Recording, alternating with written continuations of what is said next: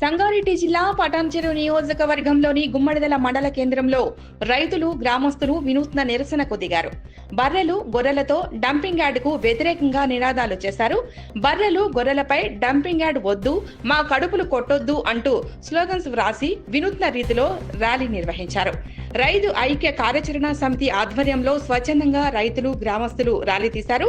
పార్యానగర్ dumping yard కి వ్యతిరేక పోరాటం పేరుతో చేస్తున్న నిరసనలు ర్యాలీలు 7వ రోజుకు చేరుకున్నాయి. ర్యాలీలో అత్యధిక సంఖ్యలో మహిళలు, గ్రామ యువకులు, రైతులు పాల్గొని డంపింగ్ యార్డ్ మాకు వద్దు అంటూ నినాదాలు చేశారు.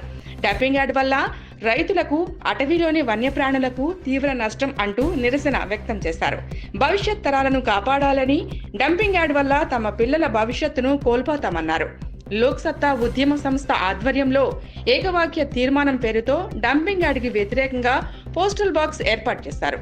7 రోజుల నుంచి విభిన్నంగా నిరసనలు కొనసాగుతున్నాయి. ప్యారానగర్ లో డంపింగ్ యార్డ్ ను తొలగించాలని డిమాండ్ చేస్తూ తొలి రోజున పిలుపునిచ్చిన నేతలను పోలీసులు అర్ధరాత్రి అరెస్టు చేశారు. నరసాపురం ఎమ్మెల్యే సునీతారెడ్డిని సైతం అరెస్టు చేశారు. 2వ రోజున అఖిలపక్షం నేతలు, కాంగ్రెస్, బీఆర్ఎస్, వామపక్ష పార్టీలు బంద్కు పిలుపునిచ్చాయి. 3వ రోజు రైతు సంఘం జేఏసీ నేతలు, గ్రామస్తులు, రైతులు సెల్ టవర్ ఎక్కి నిరసన వ్యక్తం చేశారు. 4వ రోజు వివిధ గ్రామస్తులు, పలు స్కూళ్ల విద్యార్థులు ప్యారానగర్ వద్ద స్కూల్ బస్సులను రోడ్డుపై నిలిపి నిరసన వ్యక్తం చేశారు. 5వ రోజు డప్పు దండోరాగా ర్యాలీ చేశారు. 6వ రోజు మహిళలు, రైతులు, గ్రామస్తులు గ్రామాల్లో నిరసన ర్యాలీలు జరిపారు.